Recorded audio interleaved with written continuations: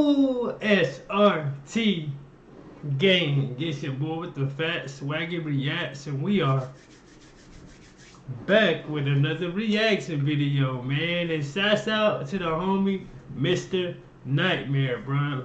You feel me? Like, we got a Mr. Nightmare video tonight, man. Tonight we're gonna be checking out 3 disturbing true office horror stories, man. I hope everyone again had a great like Thanksgiving, man. Like, obviously, like people gotta go like back to work like the next day or whatever and stuff like that, man. So if you guys work in the office, bro, like, y'all need to check out this video right here, bro, because I mean, I'm pretty sure probably be some crazy stuff going on in these little like corporate offices. Damn offices. I can't even talk today. Look, bro, like whatever, bro. Like, shout out to Mr. Nightmare, bro. Let's get this video in here. 200 likes, man. Go follow me on all my social medias.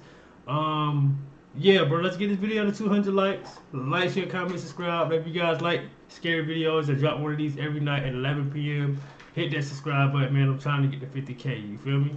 So, without further ado, let's go ahead and get into the video. Let's get it, baby.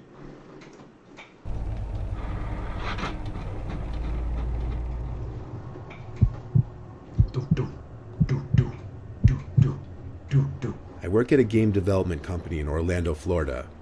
It was a stressful couple of weeks for me, and I was really pressed for time before a game's deadline, so I had to stay at the office late almost every night that week. It was a rainy Wednesday night of that week. It was completely pitch black outside, with the occasional strike of lightning lighting up the place, and the sound of the rain pouring on my office window was helping me concentrate on my coding. There was one other person in the office at this point, my coworker Chaz. He was finishing up on his work as well. He was also pressed for time on a strict deadline. By now it was easily between 8 and 9 o'clock, and Chaz knocked on my office door before telling me he was heading out. He asked if I was okay locking up the place, and I told him of course. Then he was off on his merry way. I heard the front door of our company's office slam shut behind him, and with that I was alone. Our entire office is in the shape of an L. The entrance is at one end, and my office is down the short line of the L, basically the corner office. I had to keep myself awake as I was starting to doze off, so I went down the hall to the kitchen to heat up some coffee. Just a little bit, enough to keep me going for another hour. I leaned on the counter by the coffee maker, waiting for it to heat up, when I heard this. The sound of a door closing. See, that's a sign that like it's time to go home, because it's clearly it's only supposed to be 2 people in the building. And then you just not magically, but you just hear some noises out of nowhere. It's time to go. Fuck out of here. Waiting for it to heat up, when I heard this. The sound of a door closing. I peeked my head out into the hall to look and see if anyone was there. I called out, yielding no replies. The door sounded like one of the smaller private office doors, not the heavier front door to the entire office. I left the kitchen to walk down the 2 halls, trying all the doors, which were locked. Then I got to my little hall, and all 3 doors in this hall were shut, including mine. I left that door open 1000%, and there was no draft in here as all the windows were closed. I felt like someone had to still be in the office pranking me. I opened my office door with force, expecting someone to be in there jumping out at me, but no. My office was how I left it. The chair, my computer, everything. It was just a little odd to me that the door closed on its own because it had never done that, but I moved past it and continued my work. The rain continued to hit the window, and the lightning continued to strike about once every minute, startling me a few times actually. Some more time passed, and it was now getting very late to still be in the office. I was content with the progress I made, so I saved all of my work and began closing down my computer. I clicked the shutdown button, then turned off the screen. The screen went black, and then I saw it. In the reflection of the computer screen, I saw behind myself a woman standing there. I don't know how I didn't jump or scream, but I felt my heart drop into my stomach. I didn't turn around. I just got up from my desk, calmly grabbed my bag, pretending not to have noticed, and walked to the door. I didn't look back to shut the door or anything. I walked down the hall until I thought I was far enough away. Then I booked it out the exit of the entire office. I then ran down the flight of stairs to the first floor, then out to my car in the rain. The whole time I was terrified I was being followed, or that she would grab me any second, whoever it was. Once I got in my car, I took a second to breathe. Then I looked up at the window to my office. The light was still on in there, and I'm quite sure I saw a small kink in the blinds, as if someone were on the other side looking down at me. I called one of my bosses, Miranda, at once, and she confirmed no one else should have been there. She said she'd call the night security guy and ask him to check the office. Luckily, I got to go the hell home. Later that night, Miranda called me and said the security guy was in the office but didn't see anyone. I told her what I saw one more time, and it freaked even her out.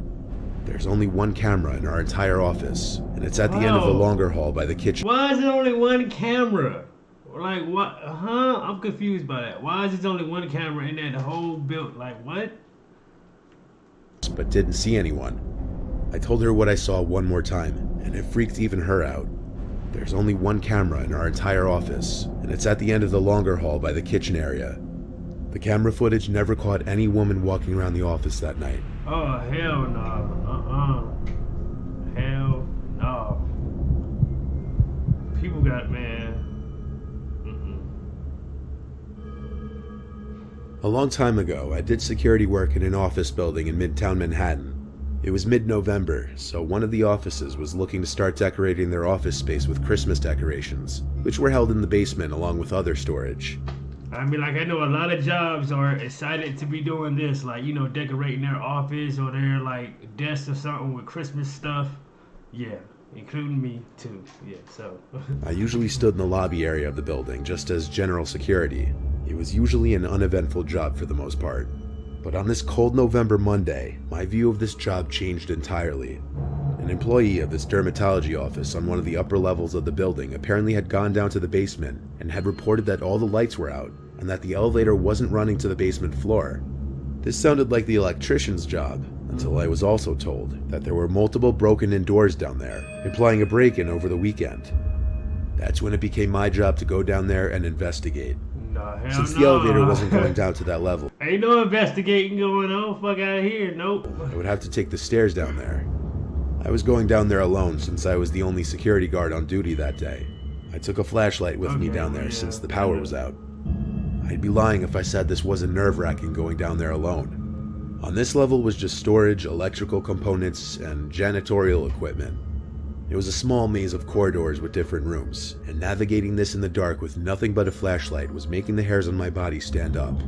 There were different doors in the corridors, which would lead to different storage rooms for many of the different businesses that rented office spaces in the building. Yeah. And the call turned out to be true. Many of these doors were bashed in. Some of them were so badly damaged that they looked like they were destroyed with an axe. What? This was more serious than I thought. I was just a security guard. I didn't make enough money to go searching for potentially dangerous people in the basement with... Exactly. Hell no, I ain't signed up for this. Like, listen, bro, this was not part of the job, bro. Like, listen, I'm not gonna be chasing nobody with axes and fuck out of here. No, sir. I was just a security guard. I didn't make enough money to go searching for potentially dangerous people in the basement without a gun. For real. I looked into each room with broken down doors, but each room still seemed to be full with supplies. I couldn't find any trace of theft, but someone clearly came down here with a purpose. I continued looking into the rooms, just peeking in for a second with my flashlight. Then I heard a slam elsewhere in the basement. And suddenly everything went dead silent. The basement noises I was hearing before, from whatever they may have been coming from, a boiler, the pipes, whatever it was, stopped. And I was now in a dead silent basement where I could hear every last sound. Every footstep I took now sounded 10 times louder. Someone was in the basement still, evident by that slam. It may have been another door. It may have been whatever caused the noises to stop. Stupidly, I called out, "Anyone here?" and my voice echoed down the corridor. I continued slowly back the way I came. I wasn't staying down there another moment. This was a job for NYPD at this point. I was almost to the stairs when I heard this heavy breathing coming up from around the final corner. I instantly knew it to be heavy breathing. I was scared shitless. Why was I put in this situation? Bro, listen, at this point, bro, y'all already know my slogan, bro. He is about to catch what? A few hot ones. Boy, you ain't gonna be breathing in my ear like you got them Lance Stevenson or something. Like, boy, yeah, but you about to catch a few hot ones. I was scared shitless. Why was I put in this situation? I turned off my flashlight and tiptoed just a little closer to look around the corner. And weirdly, the breathing stopped. I said one hello, then turned the flashlight back on. Even though the light wasn't aimed exactly in that direction, I still easily saw this extremely tall, hunched over figure facing the wall with some kind of long object that could have been a weapon in his hand. I say his because there was no way a person this big and this stature could have been a woman. I also saw their face turn in reaction to the light. It was this pale, abnormally long face. Oh. I think they were bald. Another reason I say it was a man, but I didn't look too long. I ran past the figure to the stairs, screaming back at him that the cops are coming, you need to leave now. I ran all the way back up the stairs, through the basement door, then locked it and called 911. A bunch of NYPD cars came, and it was a big thing. At least 4 police officers went down there. I felt pretty useless, I have to say, but removing a dangerous, armed, giant human from the basement with the lights off was not in my job description. Exactly, not in my job description. You are exactly right. Listen, y'all, I do security. Listen, bro. Listen, no. Armed, giant human from the basement with the lights off was not in my job description. I was in the lobby when the officers came back, alone. They didn't have that person I saw with them. They couldn't find him. One of the building's electricians came to fix the electrical issues in the basement. It had something to do with the circuit box in the basement being tampered with. With the lights back on, police still couldn't find anyone down there. There are multiple stairways back upstairs from the basement, which he may have left through. Everyone believed what I saw, though. Those doors didn't smash themselves open. Right. I took sick days the next few days, and every night for a week, Shit, the next few days, I'm, hey, bro, I'm traumatized. Like I need 2 weeks or something, bro. Like, lay awake, constantly checking around my room in the dark. For real, I need 2 scared weeks. I'd see some giant figure standing in one of the corners. Ain't no way, bro. I'm traumatized. See? I'm traumatized. I can't do it. I held my first job ever in 2002, and I worked at a call center during the graveyard shift. The office was in Makati, and it was a new site. The office layout was kind of in an elongated donut shape, with the donut hole being the elevator lobby / main doors, and the actual office space composed of 2 long hallways and 2 shorter ones. It was also a new site, so only half the office was finished, and the other half was still under renovation. So one long half of the donut was a fully operational production floor with managers' offices and a pantry, while the other long half was reserved for things like conference rooms, the nurse's office, storage, other admin stuff, restrooms, etc. And it was all unfinished. The conference room still had concrete floors, and wires were still sticking out from sockets and all that. While the production half was nice and bright and well lit, as any call center should be, the other half was only partially lit. To make matters worse, the guards would turn off the lights completely on that side, since they figured nobody was using it anyway. As a result, people didn't really hang out on that side of the office, and if you needed to use the restroom, you just kinda had to make a mad dash to and from it. 2 weeks into production, and my teammate, who was obviously very sickly to begin with, had a terrible migraine, and I suggested that she tell our team leader about it so that she could take a break. TL then told her to go visit the nurse's office, located in the unfinished half of the office, something we figured out only because of the sign above the door that we see whenever we go to the restroom. I was to accompany her, so that's what we did. We walked to the nurse's office, but found that the door was locked and nobody was inside, even though the lights were on. The door was the type with one of those vertical window panels on it, so we peeked in to make sure nobody was in there.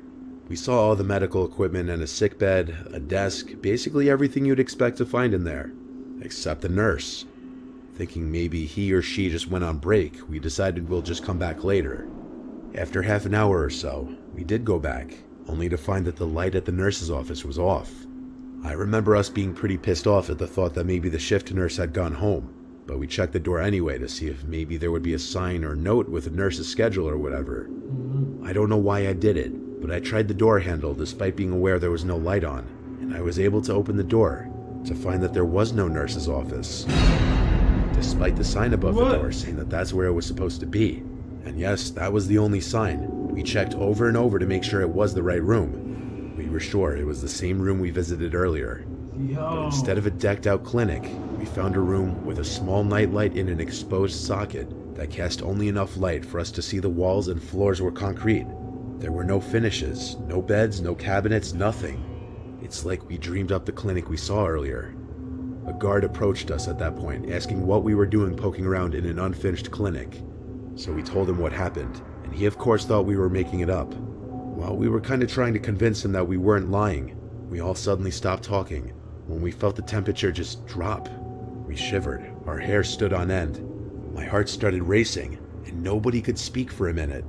Finally, my teammate burst into hysterical tears, and the guard then nervously shooed us away and locked the door to the supposed nurse's office.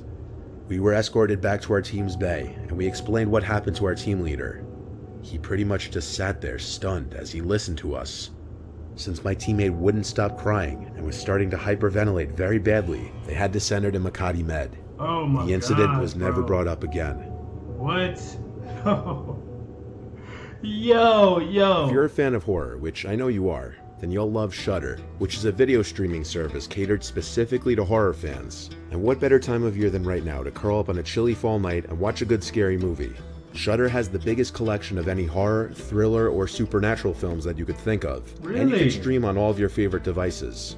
Shudder's also home to many exclusive original movies such as Prisoners of Ghostland featuring Nicolas Cage and Great White, a killer shark movie perfect for any Jaws fans. And you'll never find yourself running out of things to watch, as new films that'll keep you on the edge of your seat are added weekly. I personally have always been a big fan of found footage films like the Blair Witch Project, so it was great for me to see VHS 94 added recently. Oh hell yeah, like we definitely gonna check this out. Shudder, bro. Yeah, bro. We look at that, bro. To try Shudder free for 30 days. Oh yeah, like we definitely gonna try that, bro. Shouts out to Mr. Nightmare Man for that banger, bro. Wow, bro. Again, these offices, like bro, like every job be having some type of weird things going on with it, bro. Like even offices, bro. Like offices, like stores, like convenience stores, grocery stores, like Walmarts, like bro, it's always something going on, like scary wise, like in these stores, or like stories from back in the day. You know what I'm saying? Like shouts out to Mr. Nightmare, man. Like let me know what you guys thought about this reaction by liking or disliking the video. Also letting me know.